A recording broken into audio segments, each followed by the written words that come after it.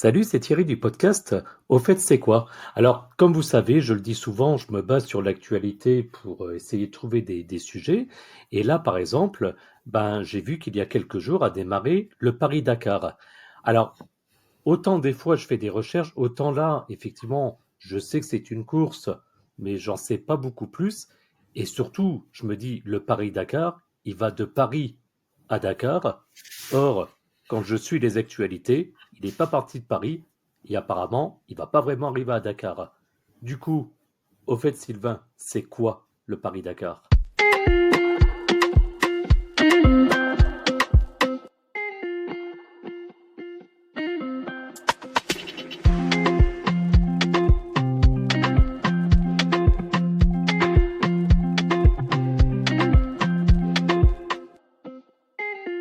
Salut Thierry, salut à tous, c'est Sylvain du podcast Au fait c'est quoi? Eh ben écoute, le Paris-Dakar qui maintenant s'appelle le Rallye Dakar ou le Dakar et anciennement s'appelait le Paris-Dakar, c'est un rallye raid marathon dans le désert qui a été créé par Thierry Sabine et qui a été lancé pour la première fois en 78.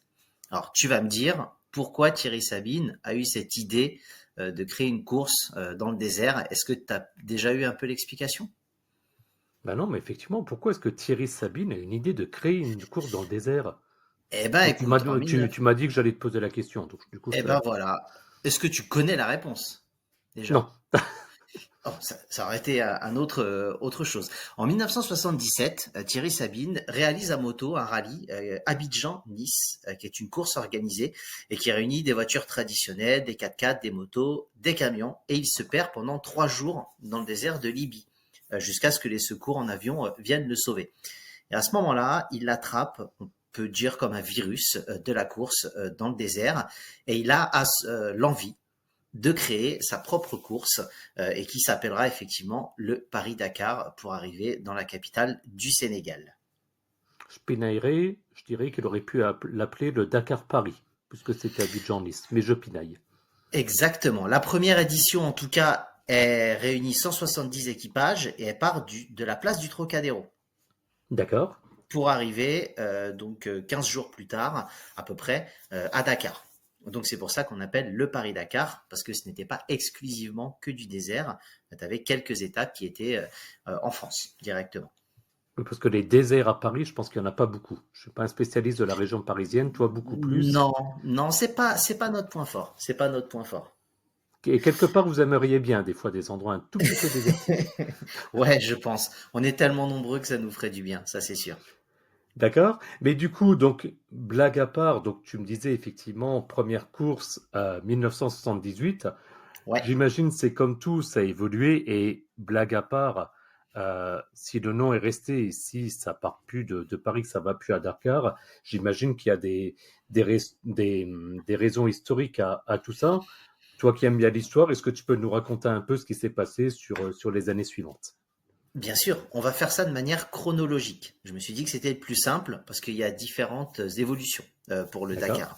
Dakar. Fin des années 70, donc 1978, première édition avec les 170 équipages. Dans les années 80, le rallye, lui, gagne en popularité et il attire des pilotes de renommée mondiale et des célébrités. Tu vois, maintenant, quand on voit par exemple cette année, même s'il a abandonné Sébastien Loeb, ancien pilote de rallye, on va dire plus traditionnel, qui participe, tu as d'anciens sportifs, voilà, il y a vraiment de plus en plus de gens et l'épreuve devient un événement majeur. Donc ça, c'est vraiment années 80, tout se déroule bien, la course se développe et attire de plus en plus de monde. Les années 90, là, c'est vraiment une période de consolidation. Donc, le Paris-Dakar s'impose comme le rallye raid le plus difficile et le plus prestigieux au monde. On peut un peu le comparer au Vendée Globe qui vient d'arriver. Bravo à Charlie Dalin aujourd'hui ou le Tour de France en termes de renommée. Et donc, le parcours, de nouveaux pays sont intégrés au parcours. Ça traverse l'Afrique, de magnifiques paysages et ça offre aux participants des défis variés. D'accord, donc ok, l'intégration de nouveaux pays, tu me dis finalement c'est pour quelque part quand on fait Paris-Dakar sans arrêt, au bout d'un moment, je schématise, mais en gros c'est bon, on connaît le chemin, on connaît les paysages, et donc ils se disent on va prendre un peu d'autres pays à proximité, ça sera un peu plus sympa à voir. C'était l'idée, c'est ça? Oui, bah, c'est un peu comme le Tour de France. Ça reste le Tour de France, mais ça ne passe pas forcément par toutes les mêmes villes. C'est pas le même tracé tous les ans. Ah non, loin de là. Mais d'ailleurs, le C'est Tour de un France, peu, c'était c'est plus le Tour de la France, mais ça sera encore, voilà, ça, c'est ça un sera un peu, prochain épisode. Parce que je suis voilà, en train de c'est me un dire peu qu'on le n'a jamais concept. parlé du Tour de France. C'est vrai. Si, j'ai fait un épisode sur le Tour de France, Thierry, tout seul Autant même. pour moi. Eh ben, je le Donc, réécouterai et je le mettrai dans les notes de l'épisode. donc voilà. Donc après, effectivement, t'as eu plusieurs étapes. L'itinéraire varie d'une année à l'autre, hein. Donc, il y a eu du Paris-Alger-Dakar. T'as eu parfois même une arrivée qui n'était pas Dakar. En 92, par exemple, c'était Paris-Le Cap, ou en 94, Paris-Dakar-Paris. Vous avez fait, tu vois, quelques petites variantes. Il y a eu du Dakar-Le Caire. Voilà, il y a eu différentes évolutions. Je rentrerai pas plus dans les détails. Ça n'a pas plus grand intérêt pour ce soir, mais n'hésitez pas, si vous avez des sources sur Internet, à les visualiser. D'accord, mais on reste sur des modifications, on va dire, légères, qui sont plus des adaptations pour différentes raisons. Exactement. Vient le premier grand bouleversement du Paris-Dakar, les années 2000. Ce sont des années de menaces et de déménagement suite à des problèmes de sécurité en Afrique. Et ça contraint les organisateurs à délocaliser l'épreuve en Amérique du Sud à partir de 2009. Pour expliquer brièvement, le Paris-Dakar devait passer en Mauritanie, il y avait 8 étapes, et l'édition 2008 est annulée à la suite de l'assassinat de 4 Français près d'Alleg en Mauritanie. Donc voilà, il y avait une menace terroriste, il y avait de gros problèmes de sécurité, et à ce moment-là, ils ont décidé d'annuler cette édition-là. N'ayant pas de sécurité absolue pour les années suivantes, ils ont décidé effectivement de les délocaliser en Amérique du Sud. D'accord, donc là, plus des raisons politiques, géopolitiques et Totalement. sécurité. D'accord. Totalement. Donc là, c'est vraiment le premier, et c'est là que le nom Paris-Dakar devient un nom, une institution, parce qu'effectivement, on Mhm. reste sur le nom Paris-Dakar, alors que nous sommes en Amérique du Sud. Là, les années 2010, on va dire, bah, les paysages sud-américains s'offrent de nouveaux terrains de jeu aux pilotes, c'est totalement différent. Il y a des altitudes élevées et des conditions climatiques parfois extrêmes, mais Forcément. ce sont des années de stabilité. C'est-à-dire qu'il y a des parcours variés, Argentine, Chili, Pérou, Bolivie. Et puis, à ce moment-là, ça coïncide avec des évolutions technologiques. C'est-à-dire que les véhicules évoluent et ça intègre de nouvelles technologies pour améliorer la performance et la sécurité. D'accord, j'imagine, oui, et peut-être, enfin si, déjà à l'époque, des ordinateurs de bord, ces genres de choses-là, enfin après je m'y connais pas trop dans tous ces domaines, mais ok, je comprends effectivement, donc finalement, plus une évolution presque normale d'une certaine manière liée au progrès. Exactement. J'ai trouvé quelques chiffres pour t'expliquer. Il y a 170 véhicules lors de la première édition, 1978. 2018, par exemple, la logistique, c'est 1100 véhicules au total, 7 hélicoptères et 4 avions. Alors, pas D'accord. 1100 véhicules qui participent au Paris-Dakar, hein, mais Oui, oui, oui. énormément, en tout cas, effectivement, de personnages, de personnes qui tournent, de sécurité, de médecins, de mécaniciens. Voilà, il y a énormément de monde et on va en parler un petit peu après, justement. D'accord. Et donc là, Et nous du sommes, coup, donc on va dire ces dernières années, et là, à partir des années 2020, donc nouveau continent, le Qatar, le Dakar, pardon, quitte l'Amérique du Sud pour s'installer en Arabie Saoudite. Pareil, paysage désertique spectaculaire et l'évolution, par exemple, l'édition 2021, bah, c'est marqué par la pandémie de Covid-19 qui oblige les organisateurs à adapter le format de la course. je vais être très honnête avec toi et avec nos auditeurs. Quand j'ai vu ça dans le conducteur, je me suis dit, bah non, l'édition 2020 qui a été annulée, parce que ça m'aurait paru plus logique de par le Covid. Et non, effectivement, elle a bien eu lieu. C'est bien l'édition 2021 qui a été Ouais. annulée. Ça s'est fait j'allais dire les dernières minutes quand même pas, mais les derniers jours, apparemment, ils hésitaient vraiment, etc., pour finalement annuler pour les raisons qu'on connaît malheureusement tous. Exactement. Juste pour parler un petit peu de changement et du départ en Arabie Saoudite, il y a une association, ASO, Amaury Sport Organisation, qui gère un peu tout le business et effectivement qui annonce la fin de la couverture médiatique. France Télévisions, donc en fin septembre 2023, pardon. Et donc en gros, il n'y a plus que le seul rendez-vous quotidien et puis il y a tout un tas d'accords et de négociations qui fait qu'on tombe en Arabie Saoudite, même s'il n'y avait pas de souci de sécurité en Amérique du Sud. Là, c'est un choix plutôt économique et logistique, on va dire. Oui, ben, on connaît un petit peu ça aussi dans le football. Je pense au match Barcelone-Real d'il y a quelques jours, par exemple. Mais bon, ça, il y a que les Exactement. footeux qui comprendront. Exactement.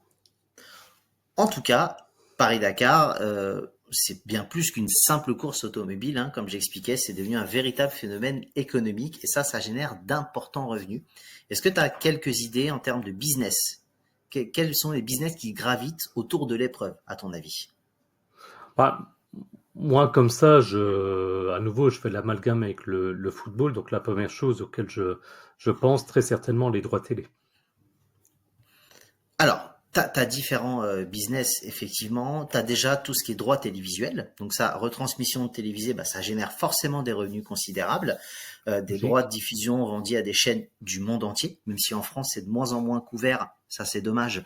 Mais beaucoup de pays achètent et dans beaucoup de pays, les audiences sont importantes. Ça en fait forcément un produit qui est très attractif pour les annonceurs. Et c'est ce que j'étais en train de me dire. J'ai pas, alors je passe pas beaucoup de temps devant ma télé, mais Mhm. c'est vrai que maintenant que tu le dis, j'ai souvenir quand j'étais gamin que ça passait, je dirais certainement sur France 2, France 3. J'ai pas l'impression que ça passe sur les chaînes, on va dire classiques, c'est-à-dire les chaînes de la TNT. Je me trompe peut-être, hein, parce qu'à nouveau, Non, je suis pas, non, mais t'as plus qu'un seul rendez-vous, on va dire quotidien. Tu sais un peu l'équivalent du France 3 Sport. Tu sais où tu avais ouais, un petit résumé de quelques minutes. Tu l'avais un moment pendant un bon moment sur M6. d'accord. Euh, et donc effectivement, voilà. Mais c'est vrai que c'est très très peu de diffusion. En tout cas, dans le monde, il y en a beaucoup plus. Et qui dit diffusion dit annonceur, dit foncièrement sponsoring et partenariat. Et ça, les grandes marques, ben, elles investissent massivement dans le sponsoring du Dakar. Le but, c'est d'associer l'image à l'aventure, la performance, l'esprit de compétition. Puis bah, ces partenariats, ça permet de financer bah, l'organisation de la course pardon, et de toucher une audience mondiale. Voilà, alors de nouveau, on parle de sponsors, c'est des sujets finalement au fur et à mesure, je peux dire, dont on parle régulièrement. Je mettrai dans les notes de l'épisode d'ailleurs, en plus des liens vers le Vendée Globe, vers le Tour de France dont on a parlé, le lien vers, Mhm. vers les sponsors. On avait fait un épisode il y a pas mal de temps que ça. Si éventuellement nos Bien auditeurs sûr. se posent un peu des questions sur ce Des sujet. preuves. Ouais, totalement, totalement. Des preuves un peu mythiques comme celle-ci, Ouais, ça fait foi. Il y a le tourisme, parce que le passage du Dakar, bah, dans les différents pays traversés, ça stimule l'économie locale, hein, en revenant forcément. des revenus liés à l'hébergement, restauration, transport, activités touristiques, produits dérivés. On va pas s'étendre dessus, il y a énormément de produits. Organisation d'événements annexes, parce qu'autour du Dakar, il y a de nombreux événements qui sont organisés pour le grand public, expositions, conférences, tout ça, ça génère pas mal de revenus supplémentaires. Oui, bah ça, on a bien connu en France avec les JO, par exemple. Donc forcément, et puis c'est des choses particulières aussi pour eux, même si ça se fait, enfin, quoi que j'allais dire, ça se fait tout le temps au même endroit. Oui, toujours en Arabie Saoudite, mais après, peut-être pas dans les Pour mêmes villes. l'instant. Et l'Arabie Saoudite, c'est immense. Ah ben totalement, mais le but c'est de ne jamais faire le même parcours. Et Voilà. surtout, le Dakar, c'est devenu un territoire de jeu pour les constructeurs automobiles lié à l'innovation technologique. Ah bah oui. Parce que c'est un véritable laboratoire. Ils utilisent cette épreuve pour tester bah, de nouvelles technologies, promouvoir leurs véhicules. Tu te doutes bien que si tu es une voiture ou une marque qui comble et qui arrive à battre le désert, bon, c'est plutôt pas mal en termes de robustesse et en termes d'image de marque. J'ai une question. Alors, c'est vraiment une question piège, j'en suis désolé, mais je me la pose. Euh, Toi qui suis quand même un petit peu ça, peut-être que tu sais. Mhm. J'imagine que non, mais il y a des voitures électriques. Alors, au niveau du Paris-Dakar, en voiture électrique, il y a effectivement il y a ce qu'on appelle, comment dire, il y a eu des buggy. Il y a eu différentes voitures.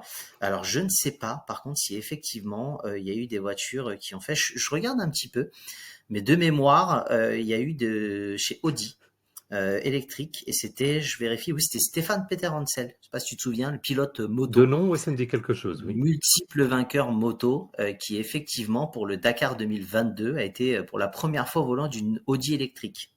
Ah bah comme quoi, excellent. Comme quoi, hein, Voilà. Et là, je Et pense il que y a pour recharger, ça doit être une toute autre histoire. Mais bon. Ça, c'est clair. Il y a de nouvelles catégories, véhicules hybrides ou 100% électriques. Voilà, je rentrerai pas dans le détail plus que ça, mais ça évolue de toute façon avec les technologies. Et c'est là que tu rebondis, qu'on peut parler aussi, parce que là, on parle de nouvelles technologies, de voitures, tout ça, un peu au niveau des scandales et des drames. Est-ce que tu en as déjà entendu parler? Oui, alors forcément, surtout que, à nouveau, pour nos auditeurs, on enregistre, on est un petit peu en retard d'ailleurs par rapport à nos habitudes, mais ça c'est de ma faute, je suis un petit peu malade. Mais on enregistre exactement le 14 janvier. Mhm. Or, donc il y a exactement 39 ans, est mort Daniel Balavoine. Et Daniel Balavoine, s'il y a bien une chose malheureusement que je sais par rapport au Dakar, bah, c'est qu'il est mort dans le cadre du Dakar. Pour les plus jeunes d'entre nous, Daniel Balavoine, c'était principalement un chanteur qui a fait d'énormes tubes. Recherchez sur Internet si vous connaissez pas. Tous les gens de notre génération le connaissent forcément et nos parents. Tu peux nous en dire un petit peu plus d'ailleurs sur ce qui s'est passé? Enfin, on va pas en parler pendant 10 minutes, Non, mais dans les alors grandes 14 lignes. janvier 86, effectivement, sur le Dakar, sur l'étape Niamey-Rarousse, on va reparler de Thierry Samine, qui est vraiment le créateur du Paris-Dakar, parce qu'il est Mm. également dans cet accident d'hélicoptère qui a entraîné la mort de plusieurs personnes. Donc là, concrètement, Thierry Sabine, directeur du rallye, donne le départ, climat capricieux, vent de sable non négligeable. Voilà, il y a un souci et à ce moment-là, effectivement, malheureusement, il y a un crash. Il proposait à Daniel Balavoine de le suivre pour donner le coup d'envoi d'un match de football. Et donc, malheureusement, ils ne sont jamais arrivés et il y a eu quand même plusieurs morts. Il y a eu 5 personnes de mémoire qui étaient mortes, hein, Il y a eu dans le cinq crash de personnes. l'appareil. Il y avait un journaliste de RTL. Et en fait, pour se donner une idée qu'ils avaient aucune chance de survie, c'est qu'ils ont tapé une dune dans le désert. Ouais. Ouais, c'est ça. Voilà. Il y a eu. C'est le drame le plus connu, puisqu'il y a un chanteur extrêmement connu de l'époque et l'organisateur et le créateur de l'émission, donc enfin du Paris-Dakar. Donc effectivement, ça a marqué les esprits. Il y a eu d'autres accidents mortels, hein, parce que c'est une épreuve qui est extrêmement dangereuse. Donc il y en a eu beaucoup, des pilotes, des copilotes, des spectateurs percutés par des véhicules, des Mm. sorties de piste. Enfin, il y a eu énormément de choses et ça a souvent posé justement la question de ces tragédies, la question de la sécurité de l'épreuve. Dans quelle mesure on peut laisser des gens très proches et dans quelle mesure on peut aussi protéger les pilotes. Et y compris récemment, il me semble. Hein. J'ai souvenir dans les actualités, il y a 2, 3 Ouais, ans, où il y avait eu ouais, des accidents, des voitures qui quittaient la piste dès le début enfin, dans les premiers jours de la course, etc. Donc oui, c'est comme ça. tu disais, disparition, et puis bah, j'imagine aussi problème de santé, forcément, vu les Alors, tu as eu conditions exactement. climatiques. Alors, juste pour finaliser, des accidents, oui, Oui, mais tu as aussi des disparitions, c'est-à-dire des concurrents qui se perdent pendant plusieurs jours dans les vastes étendues désertiques. Et ça peut être compliqué. Il y en a eu beaucoup quand ça se passait en Afrique. Et parfois, les recherches ont été longues et parfois fructueuses ou infructueuses. Donc, c'est pas toujours très simple. Dites-vous que vous avez un désert et que vous devez aller d'un point A à un point B. Et à l'époque, il n'y avait pas de technologie telle que nous en avons maintenant. c'est ce que j'allais dire maintenant avec les technologies GPS, les Starlink et compagnie, Exactement, ça devrait être plus simple. exactement. Tu as raison sur les problèmes de santé. Il y a des conditions climatiques extrêmes, la déshydratation, on est quand même dans un désert.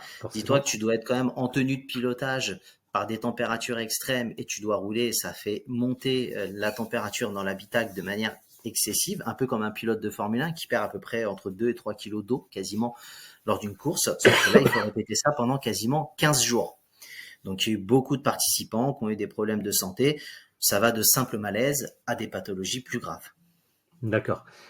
J'imagine forcément qui dit compétition sportive avec beaucoup de visibilité, beaucoup d'argent qui circule, j'imagine qu'on a des scandales. Allez, j'avais envie de dire habituel, malheureusement, dans le sport.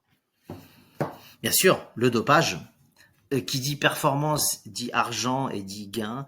Le dopage rentre en jeu. Ça a été un fléau, hein, qui a toujours un peu touché le monde également du sport automobile. Le Dakar n'y a pas échappé. Il y a des cas de dopage qui ont été révélés, mécaniques, en tachant l'image de certains coureurs, et puis ça suscite l'interrogation sur l'équité de la compétition. Forcément, j'imagine forcément aussi parce qu'il n'y a pas de raison des tricheries.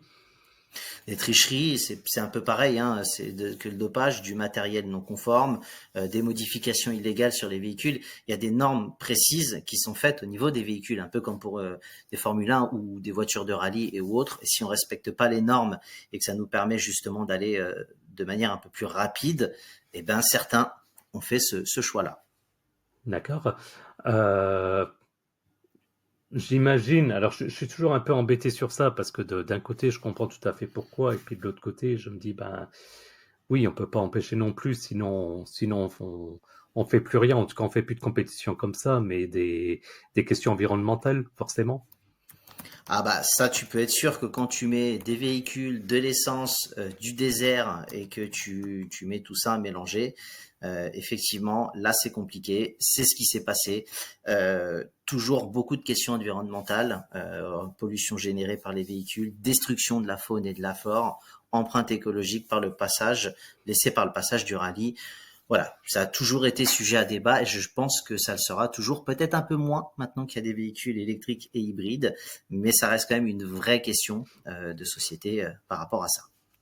D'accord. D'autres points encore? J'imagine que oui. Alors, il y a le point, effectivement, on en parlait tout à l'heure, je ne vais pas m'épancher dessus, mais de la politique. On l'a vu, hein, il y a Mhm. eu des attentats, il y a eu des risques. Donc le passage du Dakar dans certains pays, bah, ça a parfois été source de tensions politiques et de controverses. Donc des manifestations, des incidents sécuritaires et des questions sur l'opportunité d'organiser un tel événement dans des régions instables. Ça a régulièrement été soulevé. Et c'est pour ça, on l'a vu que dans le début des années 2000, il y a eu ce grand chamboulement pour partir en Amérique du Sud. D'accord. Et je vois dans le conducteur un point, alors ça pourrait presque être une anecdote, tellement c'est... J'en parlerai dans les anecdotes. J'en parlerai, D'accord. si tu veux, dans les anecdotes. Donc je fais Euh, moi-même un petit peu de teasing là-dessus du Où coup. ça a été un scandale. Avant de basculer justement sur ces anecdotes, juste pour revenir, l'organisation a mis en place des mesures de sécurité, hein, pour sécuriser les spéciales, les bivouacs, les zones de passage au public. L'environnement, ils ont mis en place des mesures pour réduire le plus possible l'empreinte écologique. Et puis pour l'équité sportive, il y a des règles antidopage qui ont été renforcées, et les contrôles ont surtout été multipliés. Donc ça a vraiment été fait, des commissions de discipline qui ont été mises en place pour sanctionner les tricheurs. Ouais, ce qui est presque malheureusement obligatoire maintenant. C'est toujours l'éternel problème dès que ça prend de l'ampleur, ben, on rentre dans ces cercles de topage, etc. Mais bon, il n'y a malheureusement rien de nouveau là-dedans. Exactement. On, on passe aux anecdotes du coup? On passe aux anecdotes. La toute première, Thierry, donc ça c'est celle que tu as vue, qui avait posé un peu scandale. C'est l'anecdote qui concerne Michel Point.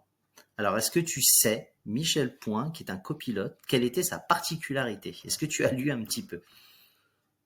Alors, j'ai vu, et en fait, je comprends pas. Il y a des trucs, moi, qui m'échappent. Euh, il était aveugle, c'est ça? Exactement. Et donc? Exactement, et c'est le combat de Michel Point, qui est décédé en 2011, et son rêve était d'être copilote sur le Paris-Dakar. D'accord. Donc, il ne pilote pas, mais Non? effectivement, il donnait les instructions, il aidait à la navigation, et c'était son copilote.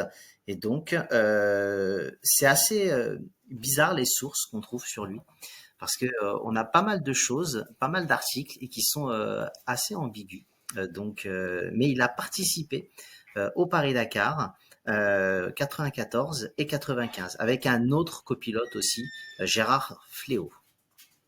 D'accord, bon, j'en dirai pas plus là-dessus parce que ça me pose plein de questions, mais je pourrais en faire un Il a été épisode à engagé, part voilà, entière. exactement. Mais il a été très engagé dans les luttes contre les discriminations. Voilà, donc il y Forcément. a pas mal de choses. Et je vous laisse aller taper Michel Point. Il y a tellement de choses que j'aurais pu en faire une émission rien que pour lui, totalement, de mémoire. En ayant lu, mais ça je te le dis comme ça de tête, je crois que sa dernière participation devait être en 2004. Enfin voilà, il y a eu pas mal de choses de faites. Je trouve ça assez fou quand même. Et pourquoi je parlais au début du scandale? Parce que dans un premier temps, eh ben, sa participation s'était vue refusée par la Fédération internationale de l'automobile. Et donc, ça avait suscité une vive polémique sur le droit des personnes handicapées à pratiquer des sports mécaniques. Ouais, je ne dirai rien là-dessus. Je resterai du plus neutre possible.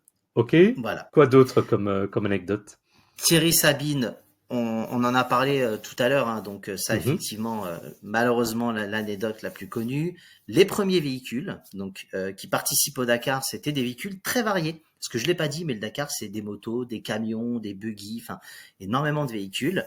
Et ça allait de vieilles 4L à des prototypes expérimentaux. Et la mécanique était souvent rustique.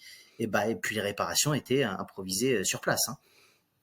Bon, l'avantage, c'est qu'au moins à l'époque, les voitures étaient réparables sur place. Maintenant, tu fais ça en C'était Tesla, c'est pas réparable. Exactement. Parce que dis-toi que pour le Dakar 2025, il y a 439 véhicules, toutes catégories confondues. D'accord. Ok. Donc je ne vais pas vous faire le détail des différents véhicules, mais on voit que c'est beaucoup plus que les 170 de la première édition. D'accord. Ensuite, je vois Margaret Thatcher s'est perdue dans le désert. Exactement, c'est presque pareil, c'est peut-être un cousin à lui, Mark Thatcher, perdu dans le désert en 82. Mark, le fils de Margaret, s'est perdu pendant 4 jours dans le désert et il a été retrouvé grâce à un signal de détresse qu'il avait réussi à émettre. J'imagine le stress de Maggie. Ah bah là, la Dame de Fer, ça devait être autre chose.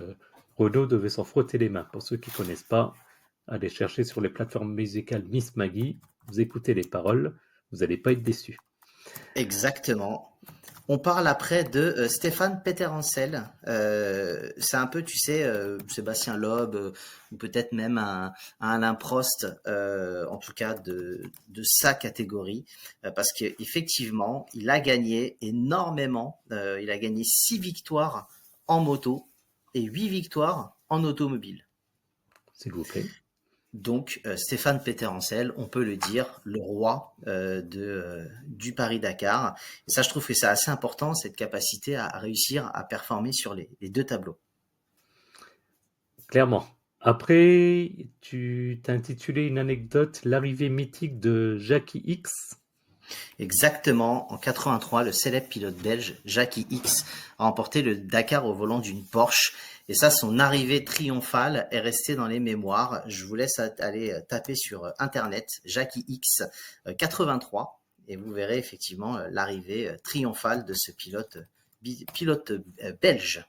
D'accord, faudra que j'aille voir du coup. Ça, c'est votre voilà, c'est votre petite mission en tout cas après cet épisode. Il y avait tellement d'anecdotes, Thierry, sur les mécaniciens en herbe, qui étaient souvent des amateurs passionnés qui réparaient les véhicules avec les moyens du bord, les animaux du désert. Tu te doutes bien que tu es dans le désert, il y a des participants, souvent croisés des animaux, des gazelles, des scorpions, des serpents.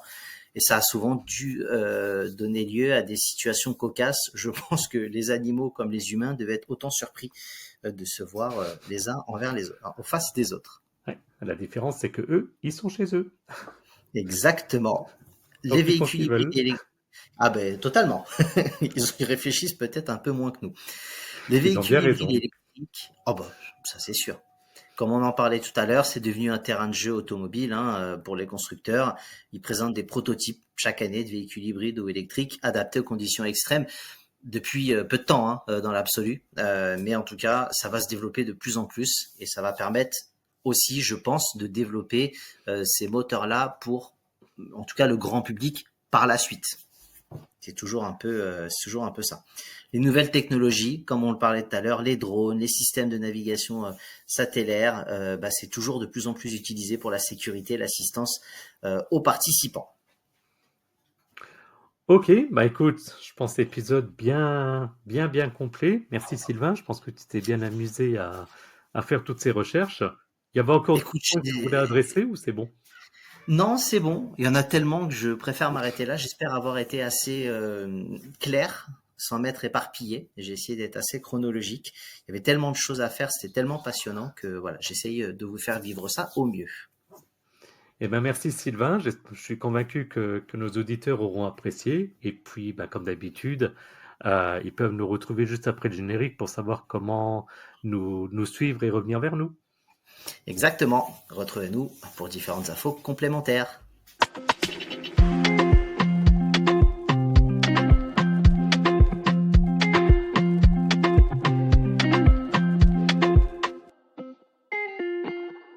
Et c'est Sylvain de podcast. Au fait, c'est quoi?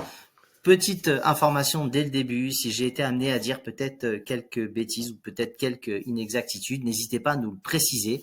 Et si vous voulez nous le préciser, vous avez différents supports comme X par exemple, anciennement Twitter. Vous pouvez très bien commenter l'épisode et parler avec Thierry qui gère le compte de Main de Maître. Merci. Et puis également, ben, il y a encore et toujours notre site internet www.aufaites-c'est-quoi.fr où vous pourrez retrouver les liens de notre podcast en fonction de votre application préférée.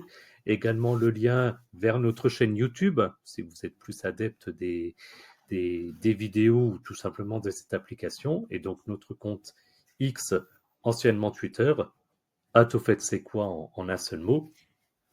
Et puis, n'hésitez pas à consulter les notes de l'épisode pour obtenir les liens vers notre page Patreon si vous souhaitez nous soutenir financièrement, et puis notre serveur Discord pour discuter entre vous et avec nous. Merci à tous et à plus dans le bus. À bientôt, salut!